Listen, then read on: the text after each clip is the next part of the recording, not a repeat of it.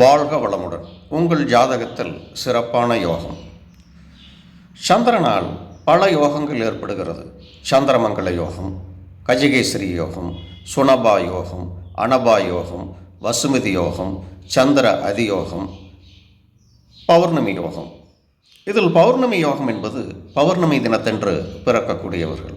உதாரணமாக நீங்கள் ரிஷப ராசி என்று எடுத்துக்கொண்டால் அங்கிருந்து 7வது ராசியான விருச்சிகத்தில் சூரியன் இருக்கக்கூடிய அமைப்பு. நீங்கள் சிம்ம ராசி என்று எடுத்துக்கொண்டால் அங்கிருந்து 7வது ராசியான கும்பத்தில் சூரியன் இருக்கக்கூடிய அமைப்பு.